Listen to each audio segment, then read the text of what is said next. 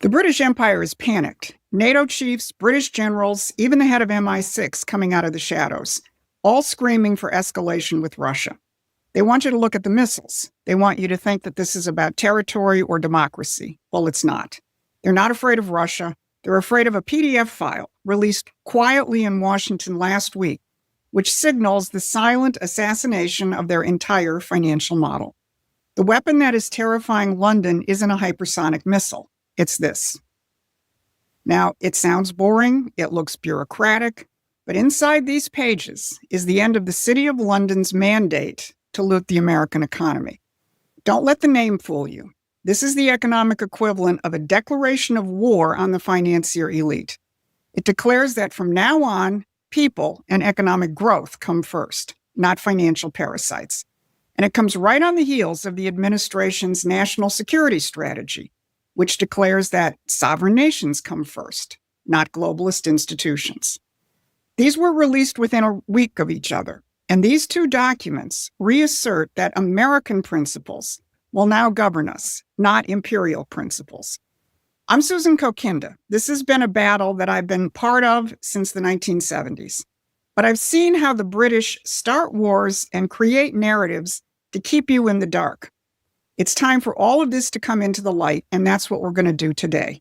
But before I get to that, please like, share, and subscribe to this channel and help us extend our reach. So here's what we're going to cover today. How London's panic is out in the open, and the Russians know it. What Trump's new economic strategy is, people, not bankers, first. And that phase one of that strategy is the war against the cartels. So Trump's current pressure campaign on Ukraine is forcing Europe, and in particular the British, right out in the open. So open that they're telling their people to prepare for war. Over the past week, Trump has been brutally honest with Zelensky. You're losing, you need to hold elections, and oh, by the way, you're completely corrupt. The Wall Street Journal reported that the Trump team is telling Zelensky, either you negotiate on territory or you get no security guarantees. Now, this also reflects the reality of Trump's new national security strategy that I covered last week. Trump is no longer operating under the transatlantic alliance playbook. As one dispirited European diplomat blurted out at a DC Christmas party, the Western alliance is over. The relationship will never be the same again. So the split is out in the open, and Trump is pushing a negotiated settlement which recognizes Russia's legitimate interests. But the Europeans keep egging Zelensky to continue the war. And the British are the most overt. Look at this general on Sky News. He didn't talk about peace. He warned that the United Kingdom's sons and daughters need to be ready to fight. Perhaps the most obvious impact on all of us will be the cost of building this resilience. Sons and daughters, colleagues, veterans will all have a part to play, to build, to serve, and if necessary, to fight. And more families will know what sacrifice for our nation means. And it's not just the military. The new head of MI6, whose grandfather, by the way, was on the side of the Ukrainian Nazis, warned, we are now operating in a space between peace and war. We all continue to face the menace of an aggressive, expansionist, and revisionist Russia seeking to subjugate Ukraine and harass NATO. But Putin should be in no doubt our support is enduring. The pressure we apply on Ukraine's behalf will be sustained. Guess who else sees that it is the British who are keeping the war going? Russia's Foreign Intelligence Service, and they're saying the quiet part out loud, as this headline shows, that they say that it's the United Kingdom which is undermining Trump's Ukraine peace efforts. And they also report that the United Kingdom has pushed the European Union to seize Russian assets, not just to fund Ukraine, but to kill any U.S.-led settlement. And they also report that it's the United States which was opposed to that. So the real strategic battle lines have not been this clear in a century. Britain is pushing war, the United States is pushing peace, and Russia is fingering the British. Now, we've established that the British are openly preparing for war while Trump pushes peace. But here's where most coverage stops and where we're just getting started. The real question is, why are they so desperate? What makes the British establishment willing to risk their own sons and daughters in a shooting war with a nuclear power? It's not ideology, it's not democracy, it's something much more concrete and much more vulnerable. Because when the empire starts talking openly about war, it's because they're losing economic control. Now, if you want to understand the economic war behind the shooting war, I want you to go to Promethean Action and subscribe to our free newsletter, because we don't just show you the battlefield that most people miss. We show you how to win the war. Because what I'm about to show you next is the document that has London more terrified than they are of any Russians.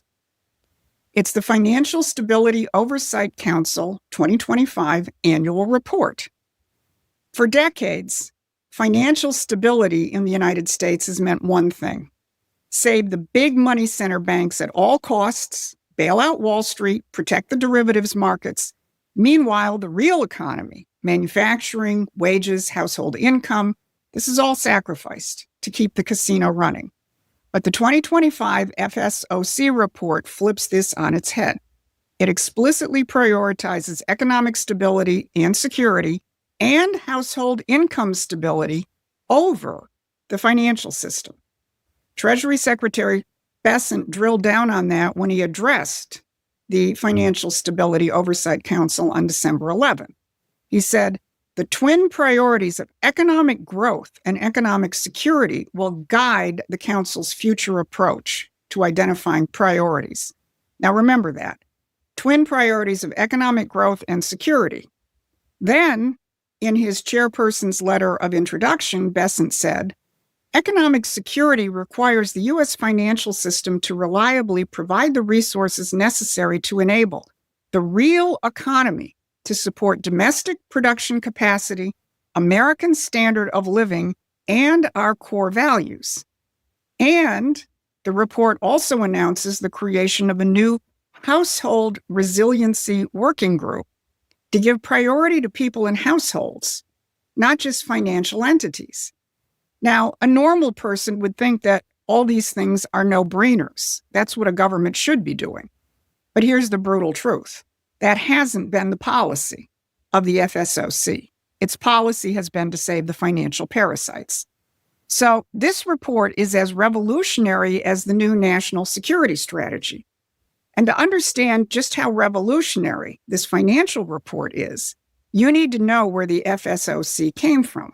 And here's something that should get your blood boiling. Who was deeply involved in the policy fights over the shape of the post-2008 crash world when Dodd-Frank was being shaped? Lord Peter Mandelson, in his role as EU Trade Commissioner, and Larry Summers, Obama's National Economic Council Director. Lord Mandelson, Tony Blair's right-hand man, one of the most connected figures in the City of London, and until recently, Britain's ambassador to the Trump administration before he was sacked because of his Epstein ties. And Larry Summers, who was just outed for his Epstein connections and had to resign from his position at Harvard. So for all those people who have wanted to see the names in the Epstein files, here's two pretty big ones, Mandelson and Summers, key architects of Dodd-Frank, which protected the offshore British-controlled financial model.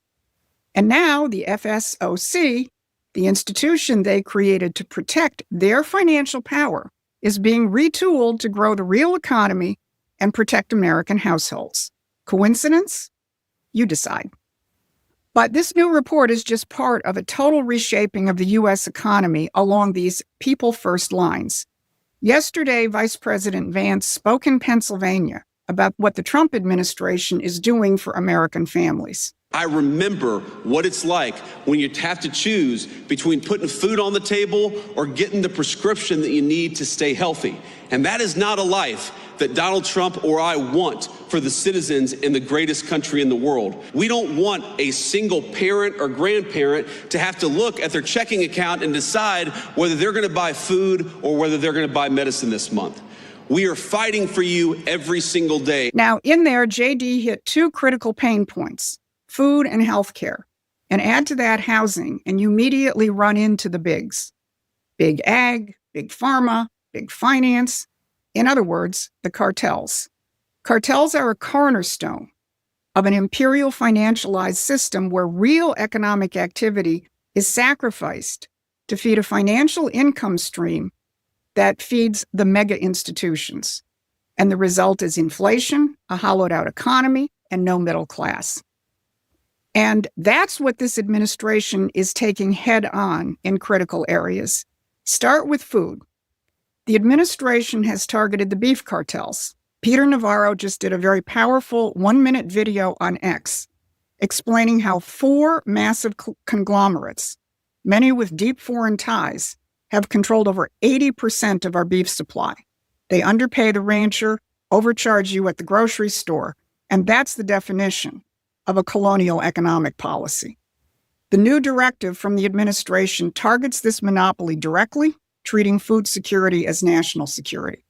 The second target is Big Pharma and the insurance companies. This is the crown jewel of a financialized economy. They don't produce health, they produce bills. Trump and the team led by RFK Jr. have taken on Big Pharma like no one ever has, and Trump minces no words when it comes to the insurance companies. Here's how Vance put it yesterday. One of the things the president has said is we have the weirdest health insurance system in the world, where we tax money from all of these great Americans out here, and then we give boatloads of money to the insurance companies. Why don't we give that money to the American people and let them buy insurance that works for them and their families? Third, housing. The FSOC report makes it clear. Household income stability is the goal, but you can't have stable households when BlackRock and foreign hedge funds are buying up entire neighborhoods to turn America into a nation of renters. And the administration has compared the big home building companies to OPEC and challenged them to start building. And finally, the most dangerous cartel of all, the narco-trafficking cartel. Now, it would take a whole broadcast in itself, but the important thing to remember is that all of Trump's actions, declaring fentanyl a weapon of mass destruction, hitting the Venezuelan drug boats, and everything else he's doing on this front, this doesn't just hit at the tragic consequences of drugs. This goes straight at the trillions of dollars of dirty money, which keeps the City of London-centered financial system afloat. See the pattern? Beef, pharma, housing, dope. These aren't just industries, legal or otherwise. They are extraction and control mechanisms of the British system. And breaking them up isn't just good economics. It's a strategic blow to the empire. So when you see the headlines about World War III, don't just look at missiles. Look at the money. When you hear British spooks preparing the population for war, understand what they're really defending. A centuries-old system of financial control that is dying. The 2025 FSOC report is a declaration. It says we're done prioritizing your casinos over our people. And it partners with the National Security Strategy, which declares that we're done sacrificing our manufacturing base to your free trade doctrine. Trump isn't just stopping a war in Ukraine. He's stopping the mechanism that creates those wars, and he's reviving the American system of builders, producers, and creators. The British Empire, whether you call it the City of London, Davos, or the rules-based order, cannot survive that revival. This is the economic war behind the shooting war. And it's a war the British establishment cannot afford to lose, because if they do, it's game over. This is why you need to join Promethean Action as a subscriber or a paying member. We're building a movement to understand this fight and a movement that knows how to win it. The American people are waking up. Blue-collar workers are seeing the biggest wage growth in 60 years. Steel towns left for dead are roaring back to life. And the old lies that we need foreign wars to be prosperous and that we need to offshore our jobs to be competitive are finally crumbling. And once you see the truth, you can't unsee it. So this has been your midweek update. Thanks for watching. Please take a moment and subscribe to our free newsletter at PrometheanAction.com.